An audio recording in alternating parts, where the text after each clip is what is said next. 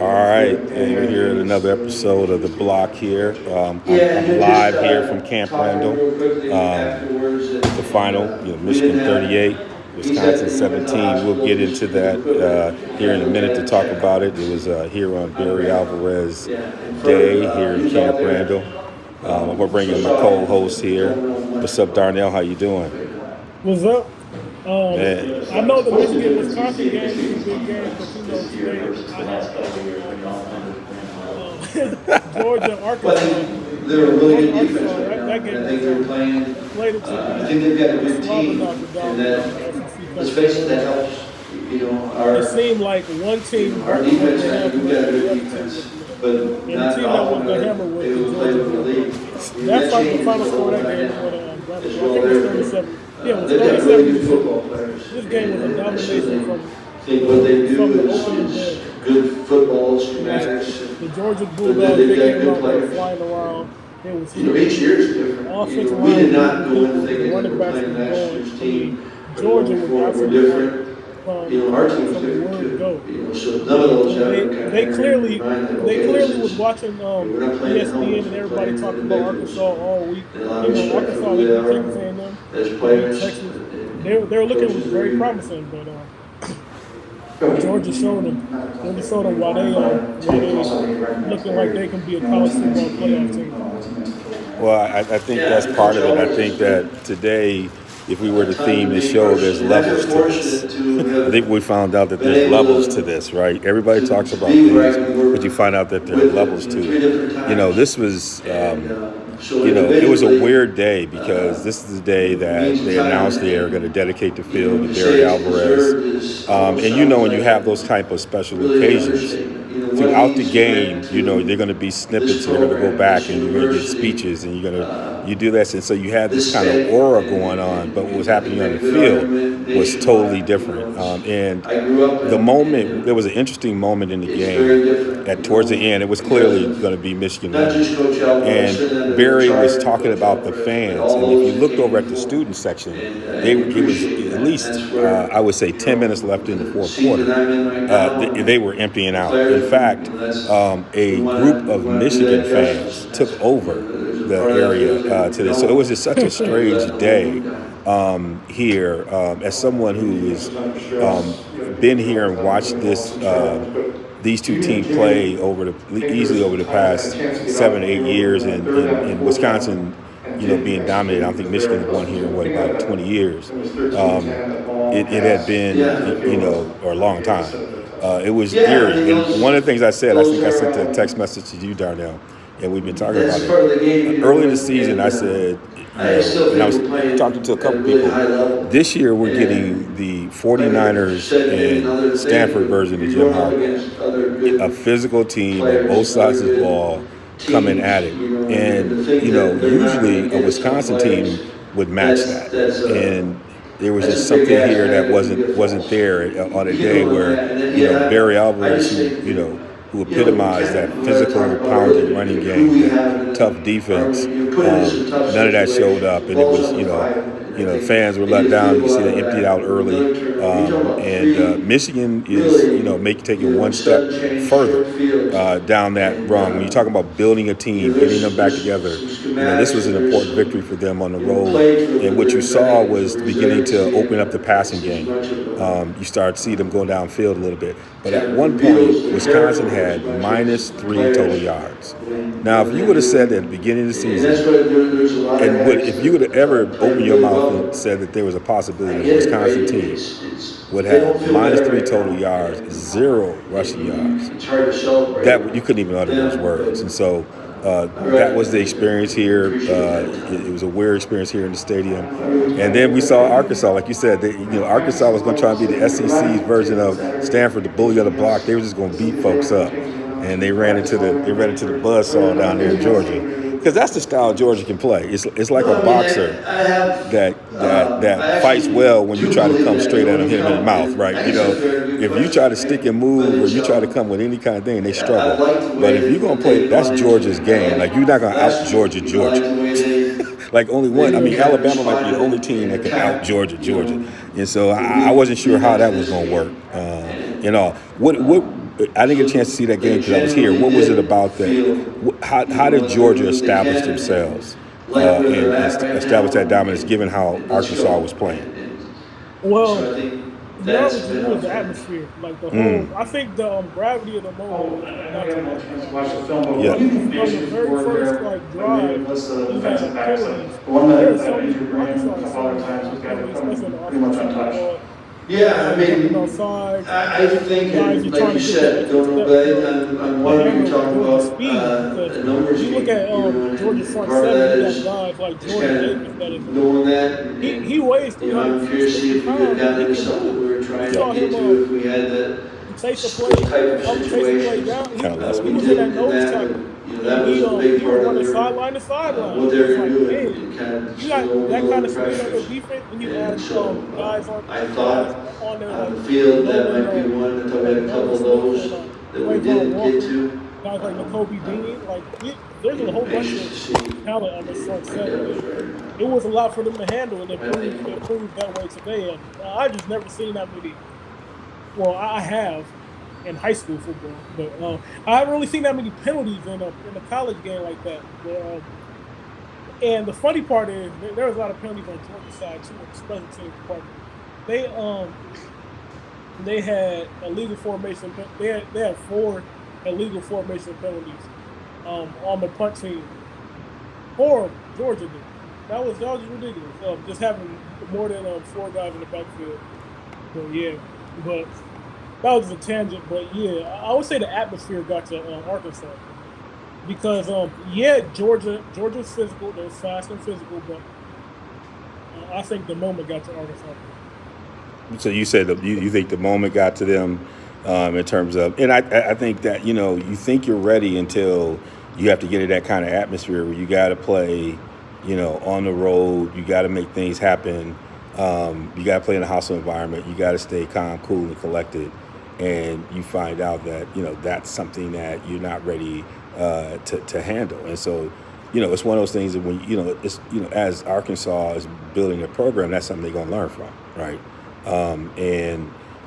You got to see how they bounce back, next week in terms of their ability to, next time they're on the road, being able to handle that. But you're right. I mean, that it's like, it's kind of like you and I talk about boxing. It's one thing to be a great boxer. It's one thing to be great when you're in a major pay-per-view. When the first time you walk into, Mandalay Bay and you got everybody in the front row. You got Snoop. You got everything. The energy is different. It's you see people when they're fighting Pacquiao or they're fighting Mayweather wilt. In that moment, because fighting in that moment is a little bit different than even being in those kind of events and being the undercard, right? It's something when you got to be the person carrying the weight in the main event. That's a level, and Georgia's been in enough of those that it's like another day at the office, even if they were on the road, right? It's it's something they understand. No, it was at home. Georgia was at home. Yeah, I'm saying that Georgia, if Georgia were, going to Arkansas, they wouldn't have done that. They're used to that kind of atmosphere, right? They're used to going into Baton Rouge. They're used to going into those spaces. Arkansas, coming in with expectations, has to figure out how to perform in that space. That's you're the main event.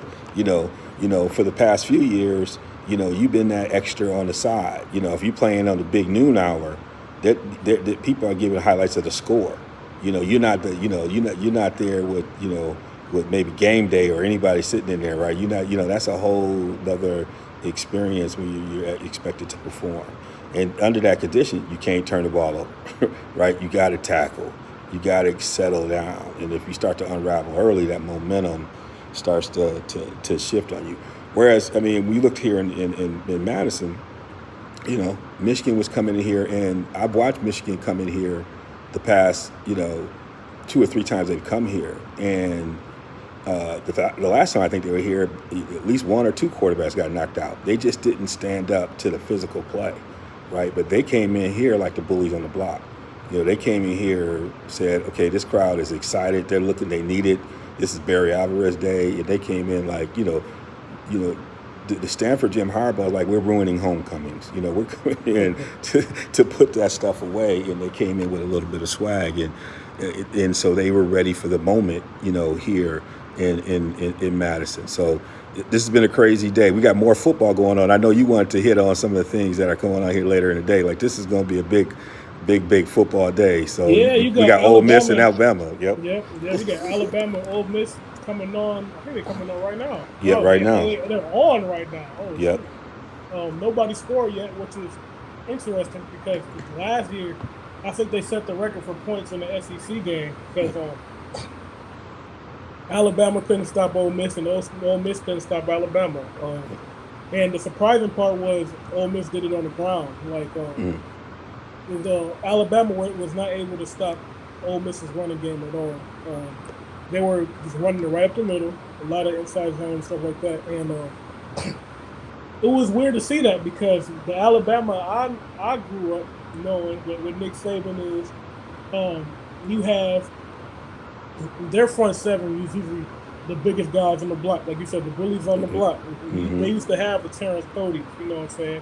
They used to have Dante Hightower in that middle linebacker. You know what I'm saying? They weren't giving it up like that. I remember when Leonard Fournette came in there on Heisman watch, and he didn't even break 50 yards running that game. But yeah, that was the big surprise. But yeah, Matt Corral, he's been looking amazing. As far as in the first few weeks of this season, Lane Kiffin's going to have the offense pumping. And Alabama as well. Bryce Young is a very talented guy. They still have some pieces at receiver.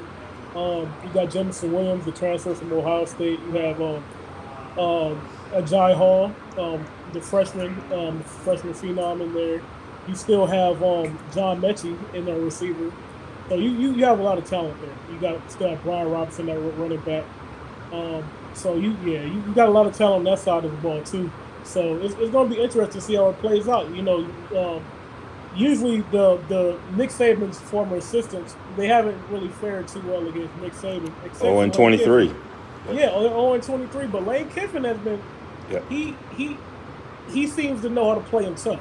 So yes. It'd be interesting to see how this plays out. He seemed the one I think can do it because he just don't care.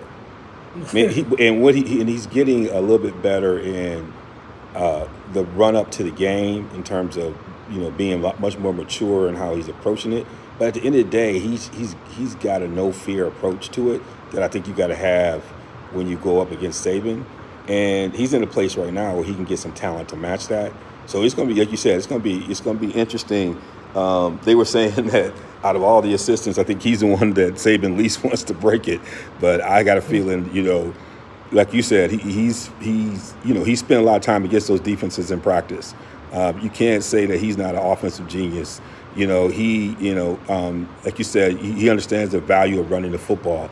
I think in balance in situational football in terms of what he needs to do, and he has a lot to pull from.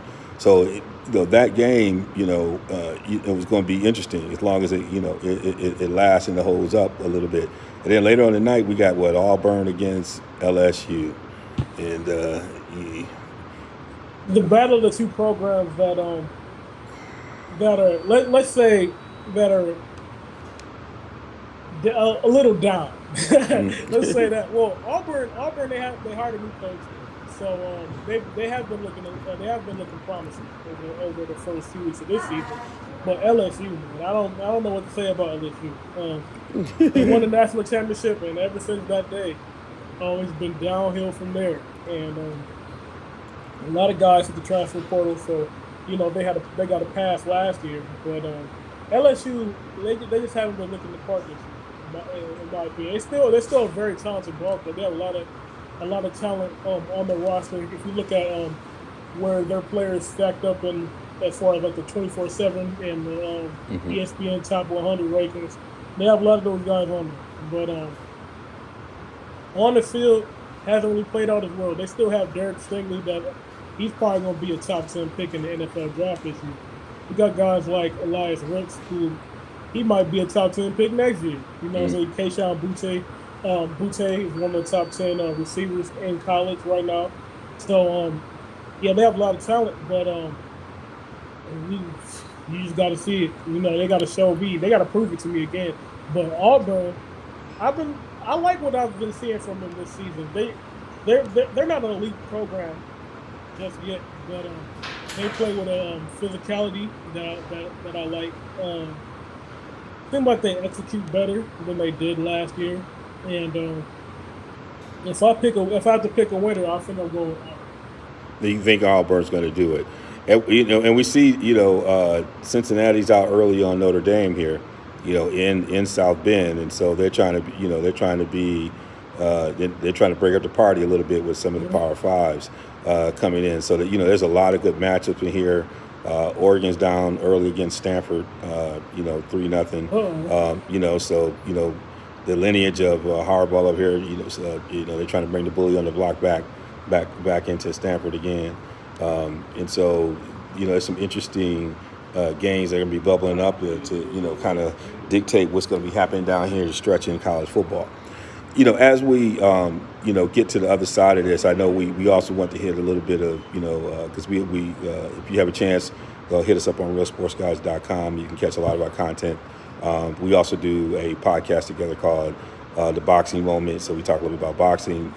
There's been some stuff announced here in boxing. We got the Crawford Porter thing going down. Yeah. It feels like 1980. It feels like 1980s right now. It feels like we got a mega fight brewing up here. It's going to be on ESPN pay-per-view. How are you feeling about that announcement about Crawford and Porter? I'm excited about this fight. You got a guy in Sean Porter who is never in a dogfight. It doesn't matter who he fights, he's going to bring the fight out of you. He's the guy, he makes the fight. Like Sean Porter, there's never been a guy that has gone into a Sean Porter, has came out of a Sean Porter fight and said, that was easy. He's going to make you work, and the fans are always going to get their money's worth. And Terrence Crawford, he's a guy that he's in the pound for pound conversation and right at the top of the list. And whether you got Usyk up there, whether you got Canelo up there, Errol Spence, the Monster and Louis, Terrence Crawford is always in that conversation. But he's just that good. So you got a statement. There's a statement to make. Can Terrence Crawford be the first guy to knock out Sean Porter? Can he be the first guy really to make it look easy against Sean Porter? Or can Sean Porter pull off the upset and really put himself right at the top of the welterweight division once again, where he can get that rematch with Errol Spence that he really wants? So we can get the rematch with Ugas, because Sean Porter is one of those guys. He's fought everybody. Like he's willing to fight everybody, and he has fought everybody. So the fights at the top, there'll be rematches. Like him versus Errol Spence was an amazing fight, and to see that fight again will just be even more better. But the Crawford and Porter fight is definitely one I'm looking forward to, and one I believe y'all should be looking forward to as well. Yeah, that's Sean Porter is what we call never scared. He'll step up for anybody. Same thing with Crawford. So these are two guys that don't mind crossing the street, and we'll cross it. We'll skateboard across it. we'll moonwalk across it. We'll just get across the street. If you wanted to get up and these are two guys. There ain't nothing between you and them but opportunity, and so that's what I love about them as well. And then we got Wilder than Fury loading up, coming in here. I know we'll get deep into that, but it feels like there's boxing is brewing up here, and don't forget about Canelo and Plant. Yep, Canelo and Plant. They pushing on each other. Yeah. They got a little testy at the press conference. Oh yeah. And I don't know if Plant is the kind of guy you do that with. You're not going to shake him. He just feels like the kind of guy you're not going to shake. And so, remember we was talking about Ugas, and I said, there's certain kind of guys you just don't shake. I got Canelo winning this, but Canelo get a little out of character messing with a cat like this. I think he just needs to come in here and fight, let sleeping dogs lie. This guy's got some skills, and sometimes I think we underestimate these cats because, they don't get all the limelight. But Plant's not somebody to just mess with now. He not gonna walk in here and just lay down. And so if they think they're just gonna try and intimidate him and run through him, that's not gonna happen. That's the way I feel when I watch him. I see this as a cat that's, you know, put some respect on my name kind of cat. And he ain't gonna get loud about it, but he gonna try and show it in the ring. So that's a sneaky good fight.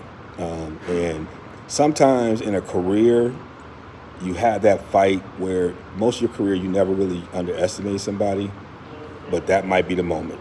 And I feel like, you know, I've always felt like Canelo, I'm not saying he's looking past him, but I don't know. You know, I don't know. That press conference was just one more example of, I don't know if it was disrespect or maybe it's a lot of respect and he's trying to figure out how to shake him up. I don't know what it is, but it just seemed like it wasn't necessary, a little bit over the top. For a guy like that, I don't want to give any more inspiration to get ready to fight him. So I don't know how you feel about that. You know, Canelo's probably, I mean, you know, it's probably best to put your money on Canelo, but you know, for real boxing folks who paid attention, you know, playing's not going to be easy. No, well, Canelo's one of those guys that I'm not gonna bet against him. Like, Yeah. whatever goes down, I'm not gonna put my money against him because I always believe that he's gonna have this opportunity to win the fight. But Caleb Plant, when I watch Caleb Plant, I see a lot of Andre Ward in him. Yes. A lot of that, like quiet Yeah. competitiveness. Like Yeah. he wants to be great, and you can see it on him. Yeah. You can feel it, but he doesn't. He's not like a very loud guy. Yes. But he also has a lot of skill.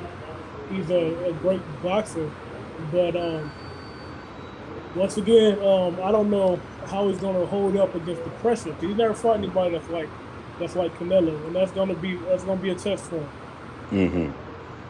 Yeah, because Canelo is always within range, right? So when you talk about pressure, it's that mental pressure. You know, sometimes he's not even throwing punches, but you're trying to anticipate what he does. And so it feels like he's always in range to touch you. And that over time, that could put pressure on folks to make a mistake. Because even when he's not throwing punches, it feels like he's in range to do work. And, you know, very few fighters can find that range and mentally drain you by just being near you, right? And Canelo does that better than anyone. That's very reminiscent of. I know you appreciate this of Roberto Duran. Roberto Yes. Duran did all the time. Yeah. He was a pressure fighter, but he was also an aggressive counterpuncher. Like Yes. he'll put pressure on you, but he'll make you pay for all your mistakes. Like he's not Yep. just a guy who's swinging wildly. Yes. There's a lot of skill in there. He'll make you miss and make you pay in the phone booth while still backing you up, and that's Yes. what Canelo does very well. Yes. So there's a lot going on. You know, I'm here in Camp Randall. Young is somewhere there in Michigan. You know, probably hearing a whole bunch of stuff right now as well. We want to touch in. There's a lot going to be happening later today. We can't get fly by this boxing thing without talking about the fight that happened last week. Mm, We had Usyk and Joshua. yes. These guys are both gold medalists that actually fought in the same. Yes. They're both gold medalists in the 2012 Olympics. Usyk won the gold medal in the heavyweight division, and Anthony Joshua won the gold medal in the super heavyweight division. So this is a battle of very skilled boxers. But I think it wasn't a secret, and even leading up to this fight, that Usyk was the more technically sound, skillful boxer. And Anthony Joshua, he made the wrong decision. He sat in there, he tried to box with him, but he didn't use his advantages. He didn't use his size and like his strength advantage in the fight. He sat there, he tried to box him, and Usyk styled him. Usyk put on a great performance that should put him in everybody's pound for pound list. It doesn't matter where you put him on the list, but he should be high on the list. And that's what I'm saying. Yeah, I mean, Usyk definitely, and you know, I just think Joshua, you know, he waited too late to start going to the body to break him down. To be someone like Usyk, you got to start that early in the fight, slow him down, push him be physical. You know, similar, you know, to you boxing fans, if you had a chance, you know, when Fury fought Wilder the second time. He got physical. He leaned on him. He pushed him around and didn't let him get comfortable. And with a boxer like Usyk, you gotta get, the MMA folks you gotta get into dirty boxing, right? You gotta make it really rough and push it. And Joshua, there's something about his psyche or something that doesn't allow him to just go for it. And I'm not going to say he's at this point. It's the kind of frustration, if you're a fan, that if you watch enough of these conversations that Youngin and I have, that we have with someone like Broner. And he's not quite at that space, but there's a frustration when you know they can go to a place that they're not going to, and they repeatedly don't do it. That's the part, and I feel if Joshua is going to be successful moving forward, that he might have to break camp and get into a new place. And you and I talked about this off air, that I think Joshua's got to do some soul searching around who he's working with. He's got to get somebody, you and I talked about Porter's father probably being someone that, maybe that's this version of Emmanuel Stewart. He needs someone who is a junkyard dog kind of trainer.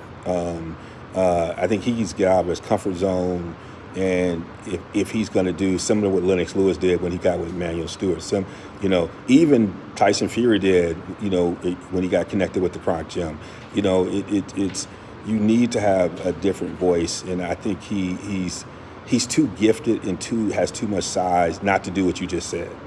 Like he's got too many amateur fights. He has too much recognition for him not to execute the things you just said, right? And there's something that is not allowing him to get there, and he's not going to get there if he doesn't have somebody who is pushing him to do it. And I don't. When you listen to the corner, he's not getting that kind of advice. He's not getting pushed. He's not. He's not getting any of the things that you think, someone like at his level should be getting. He's not getting the honesty.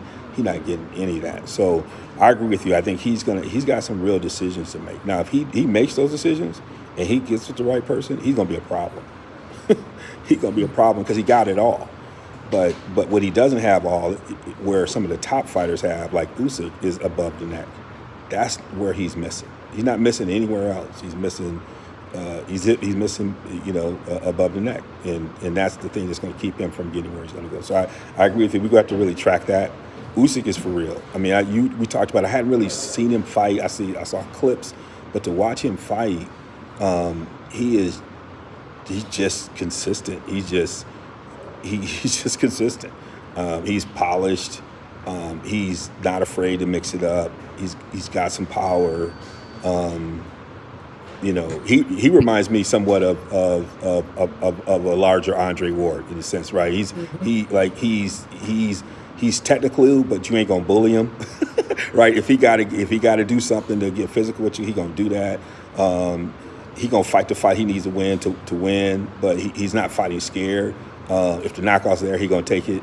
He feels very Andre Wardish in a sense as well. So you're right. He's got to be in your pound for pound if you got a list. If you got a list and he's not on pound for pound, you struggling. All right, y'all. Well, there's a lot going on here. Thank you for being with us here on the block here on RSG. Me and the youngin, we got one mic coming up. We got, like I said before, we got some big announcements we're going to be hitting folks with here, in the next couple of weeks around some events that are coming up. There's a lot of good stuff going, but I'm here signing off here from Camp Randall. It was quite a day here, and a lot of different kinds of emotions. Barry Alvarez Day, Michigan coming in, playing the way they play. It's just a lot going on here. There's a lot of question marks moving forward. Michigan's answered some questions. As we were saying down in the Georgia and Athens. Georgia answered some questions. Arkansas has got some questions. This is what we call. There's levels to this weekend. This is what we're talking about. There's levels to this weekend. That's what we're gonna call this. People realize that there's levels to this. And we're going to find that out. We're going to see that in the Notre Dame game. We're going to see it in a couple games here this weekend. That we're going to learn that there are levels to this. So, hey, thank you, Youngin, for being with us. We're going to get at this again in a few. And check us out again on Real Sports Guys. Peace.